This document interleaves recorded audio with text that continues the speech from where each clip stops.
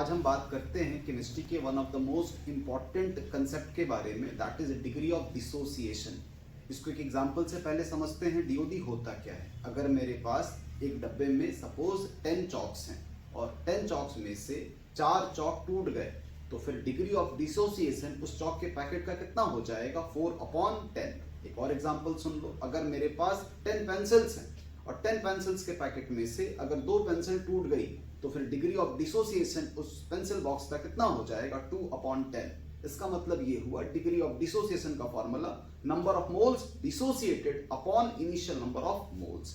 ये ध्यान रखना, कितना डिसोसिएट हो गया और अपॉन कितना था, ये होता है डीओडी। डीओडी को मैंने 2 हिस्से में बांट रखा है। फर्स्ट जो पहला हिस्सा है उसमें मैंने कोशिश की है ये कैलकुलेट करने की कि डीओडी होता कितना है। अगर मुझे कंसंट्रेशन पता है रिएक्टेंट का, प्रोडक्ट का, तो मैं उसके बेसिस पे डीओडी कैलकुलेट कर सकता हूं। और जो सेकंड केस है उसमें मैंने डीओडी दिया है जिसमें डीओडी गिवन होगा, और डीओडी जो गिवन है उसका यूज करके हम कंसंट्रेशन कैसे कैलकुलेट करेंगे।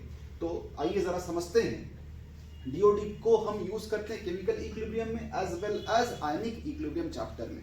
केमिकल इक्विलिब्रियम में जैसे एग्जांपल 2HiH2I2 इनिशियल कंसंट्रेशन कितना, C00। जैसे कि मैंने बताया यहाँ पे कंसंट्रेशन गिवन है, मुझे डीओडी कैलकुलेट करना है।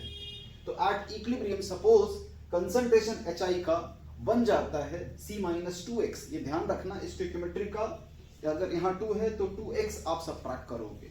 यहाँ कोफिशिएंट 1 है तो x ही बनाओगे। अगर यहाँ 2x होता, मतलब 2H2 होता तो आप 2x बनाते, और I2 1 है तो यहाँ 1x ही आप लिखोगे। तो डिग्री ऑफ डिसोसिएशन Hi का कितना हो गया, alpha is equal to, DOD को हम अल्फा से रिप्रेजेंट करते हैं, तो अल्फा इज इक्वल टू कितना टूटा, 2x, और कितना था तो c, तो DoD is equal to 2x/c।